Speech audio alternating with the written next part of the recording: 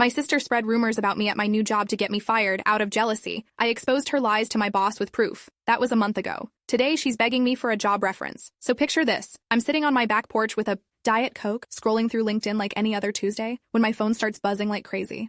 My sister's name pops up, and honestly, I almost didn't answer. We hadn't talked in weeks after some family drama, but something told me to pick up. Let me back up, though, because this whole mess started about 6 months ago when I landed my dream job at Morrison Tech Solutions. It's this mid-sized marketing firm downtown, nothing too fancy, but the pay was solid and the benefits were actually decent for once. I'd been grinding at my old retail gig for 3 years, taking night classes, basically busting my tail to get into something with actual career potential. My sister? She'd been bouncing between jobs since college. Nothing ever seemed to stick. Don't get me wrong, she's smart as heck, but she always had this thing where if something got tough or boring, she'd just bail. Our parents always made excuses for her, said she was finding herself or whatever. Meanwhile, I was the responsible one, the one who had to figure everything out on her own. When I got the Morrison job, I was pumped, called everyone I knew, posted about it on Instagram with one of those cheesy, new chapter captions. My sister congratulated me, seemed genuinely happy, even offered to take me out for drinks to celebrate. We went to this little sports bar near her apartment, had some nachos and Bud Lights, talked about how things were finally looking up for both of us. But apparently, that celebration was all fake. My first few weeks at Morrison went great. My supervisor, Janet, was this cool lady in her 40s who really knew her stuff. She took me under her wing, introduced me around, made sure I understood all the client protocols. The team was solid too, bunch of 20 and 30-somethings who actually seemed to enjoy working together. We'd grab lunch at this sandwich place across the street, sometimes hit up happy hour on Fridays. Everything was going smooth until about month 2. It started small. Janet pulled me aside one morning and asked if everything was okay at home. Said she'd heard I might be dealing with some personal issues that could affect my work. I was confused as heck because honestly, things were great. I told her that, and she seemed satisfied, but there was this weird look in her eyes like she wasn't totally convinced. Then my coworker Mike mentioned that someone had told him I was looking for other jobs already. That threw me for a loop because I hadn't even updated my resume since starting at Morrison. When I asked who said that, he got all weird and uncomfortable, said it was just office gossip and to forget about it, but the rumors kept coming. Someone heard I had a drinking problem. Another person thought I was stealing office supplies. The worst one was that I was talking trash about Janet behind her back, saying she didn't know what she was doing and that I could run the department better. Update. Hey everyone, thanks for all the support in the comments. Some of you are asking how I figured out it was my sister. Well, that's where this gets really wild. The evidence was honestly right in front of me the whole time, but I was too trusting to see it. Should I have confronted her directly first? Or was I right to go straight to my boss with proof? None of this made any sense. I'm not a gossip, never have been. I barely drink except for the occasional beer with dinner. And Janet? She was awesome. I had nothing but respect for her. But these rumors were spreading like wildfire, and I could feel the vibe at work starting to shift. People stopped inviting me to lunch. The casual Friday happy hours dried up. Janet started checking my work more carefully, asking more questions about my projects. I felt like I was walking on eggshells, trying to prove I wasn't this person the rumors made me out to be. The breaking point came during a team meeting about our biggest client, Peterson Industries. We were brainstorming ideas for their fall campaign when Janet mentioned that she'd heard some concerning things about my commitment to the company. Right there, in front of everyone, she said maybe I should take a step back from the Peterson account until we could sort things out. I was mortified. My face went red, my hands started shaking, and I couldn't even form words. Here I was, being basically demoted in front of my colleagues because of some ridiculous rumors I couldn't even trace back to anyone specific. That night, I called my mom, crying like I hadn't since high school. She listened to the whole story, made all the right, supportive mom noises, but then she said something that stuck with me. She asked if I'd talked to my sister lately, mentioned that she'd seemed stressed about work stuff when they'd talked the week before. That's when the pieces started clicking together. See, my sister had this habit of asking really specific questions about my job. At first, I thought she was just being supportive, showing interest in my life. But thinking back, the questions were always about office dynamics, who I worked with, what Janet was like, whether there was any drama or tension. Started remembering conversations differently, like when she asked about my coworkers' names and what they were like, or when she wanted to know about office policies and procedures. At the time, I figured she was thinking about applying there herself, maybe wanted to get a feel for the company culture. But then I remembered something else. About 2 months into my job, my sister had asked to meet me for lunch downtown, said she had some errands to run in the area anyway. We met at this deli about 3 blocks from my office, and afterward, she walked me back to work, said she wanted to see where I spent my days. I introduced her to a few people in the lobby, including Mike and this girl Sarah from accounting. She was super charming, asked them about their jobs, complimented the office space. Everyone loved her because that's just how my sister is. She can make anyone feel like they're the most interesting person in the room. Now I was starting to wonder if that visit wasn't as innocent as it seemed. I decided to do some detective work, started by casually asking Mike where he'd heard that rumor about me job hunting. He was reluctant at first, but eventually admitted it came from Sarah in accounting. When I asked Sarah, she said someone had called the main office line asking about employment verification for me, like for a background check. The drinking rumor traced back to Tom in marketing, who said a woman had called asking if the company had any policies about employees with substance abuse issues. She'd claimed to be from some kind of employee assistance program, and mentioned my name specifically. But here's the kicker. When I asked Janet about the worst rumor, the one about me trash-talking her, she said it had come from an anonymous email sent to her work account. The email had details about office conversations and meetings that only someone with inside knowledge would know. I asked to see the email, and Janet was hesitant but eventually showed me. The writing style was familiar, and there were certain phrases and expressions that I recognized. My sister had this way of saying things, these little verbal quirks that showed up in the email, but I needed solid proof. Update. The comments are blowing up asking about the proof I found. You guys are not going to believe this, but it gets so much worse than just the rumors. I'm still kind of in shock about what she actually did. Has anyone else dealt with family sabotage like this? Because I honestly don't know how to move forward with our relationship after this. I decided to set up a little test. Called my sister and told her I was stressed about work, that Janet was being really hard on me, and I was worried about getting fired.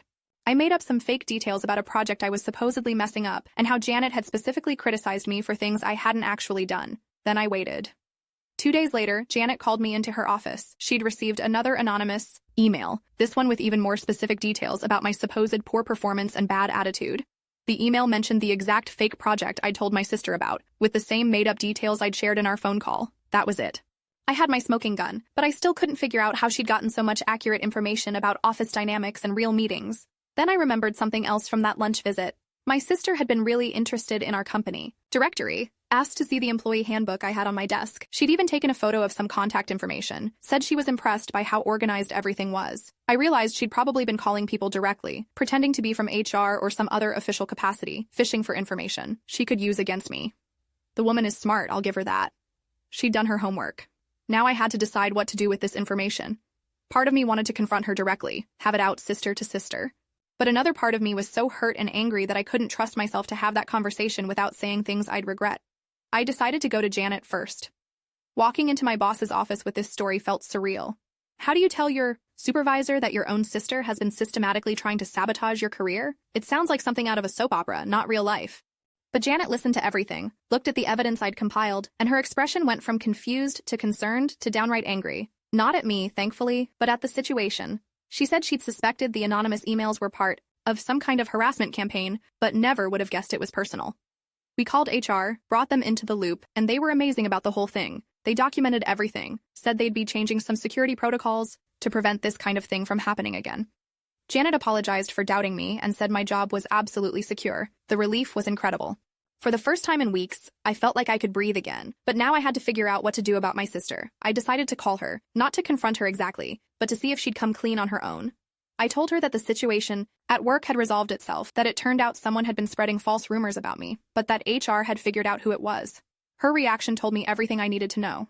Dead silence for about 10 seconds, then this nervous laugh, then a bunch of questions about how they'd figured it out and what was going to happen to the person responsible. When I didn't give her details, she started backtracking, saying maybe she'd heard some of those same rumors from other people, that she hoped I wasn't thinking she had anything to do with it. The desperation in her voice was obvious. That's when I decided to be direct. I told her I knew it was her, explained about the test call and the matching details in the anonymous email. I asked her why she'd done it. The excuses came pouring out. She was stressed about her own job situation. She was jealous that things seemed to be going so well for me when she was struggling. She didn't think it would go as far as it did. She was just venting and didn't realize people would take it seriously.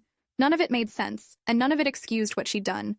I told her I needed space to process everything, that I wasn't ready to talk about forgiveness or moving forward. She cried, begged me not to tell our parents, promised she'd make it up to me somehow. But honestly, I was done. She'd tried to destroy my career, my reputation, my financial stability, all because she was jealous. That's not the kind of mistake you make accidentally. That's a deliberate, calculated attack on someone you're supposed to love. I didn't tell our parents right away, but I did tell a few close friends what had happened. They were shocked but also not completely surprised. Apparently, my sister had a pattern of this kind of behavior that I'd been too close to see clearly. Update. Okay, this is the part that's happening literally as I write this. My sister just showed up at my door asking for help with job applications, acting like nothing happened. I'm sitting in my bathroom typing this while she's in my living room. What would you do? I'm honestly shaking right now because the audacity is unreal. Work got so much better after that. Once the rumors stopped and people realized what had really been happening, my colleagues were actually more supportive than before. Janet started giving me bigger responsibilities, included me in client meetings, even mentioned that she was considering me for a promotion. My sister, on the other hand, was having a rough time. She'd quit her most recent job right before starting her campaign against me, apparently thinking she'd be able to slide into my position once I got fired. When that didn't work out, she was left scrambling for employment with a gap on her resume and no good references. I heard through family that she was struggling, applying for everything from retail to temp work, but nothing was panning out. Part of me felt bad for her, but mostly I was just focused on rebuilding my own life and career. That brings me to today, sitting on my porch with that Diet Coke, watching my sister's number flash on my phone screen. When I finally answered, she sounded different, smaller somehow, less confident than the sister I'd grown up with. She said she needed to talk to me about something important, asked if she could come over. Against my better judgment, I said yes. She showed up 20 minutes later with a folder full of job applications and this desperate look in her eyes. Said she'd been trying to find work for months but kept getting rejected at the final stages. Employers would call her previous supervisors, and apparently word had gotten around about her sudden departure from her last job. Then came the ask that made my jaw drop. She wanted me to be a reference for her, not just a personal reference, but a professional one. She'd listed Morrison Tech Solutions on her applications and told potential employers that she'd done some consulting work for us. She wanted me to back up her story if anyone called to verify. The sheer audacity was breathtaking. Here was the person who'd tried to destroy my career asking me to lie to help rebuild hers. She actually seemed to think this was a reasonable request, like what she'd done to me was just water under the bridge.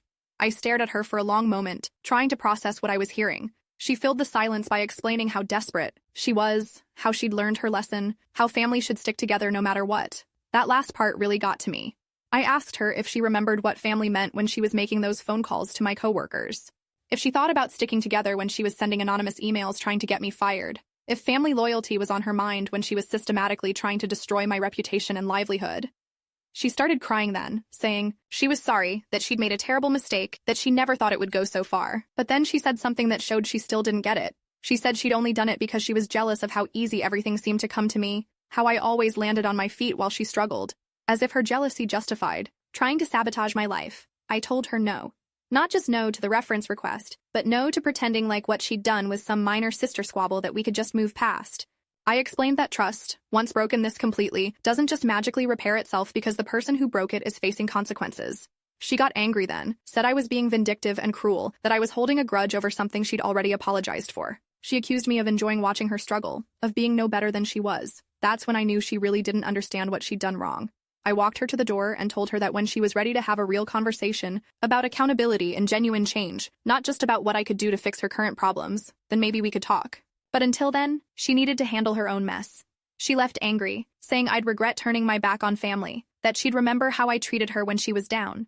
Even now, sitting here finishing this story, I can't believe how it all played out. 6 months ago, I thought I had a supportive sister who was genuinely excited about my success. Today, I know I have a sibling who was willing to destroy my life out of jealousy and still expects me to help her clean up the aftermath. The crazy part is, I'm actually doing better than ever.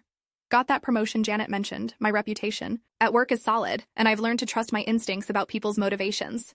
My sister, meanwhile, is still unemployed and apparently burning bridges with anyone who might help her. I don't know if we'll ever have a real relationship again.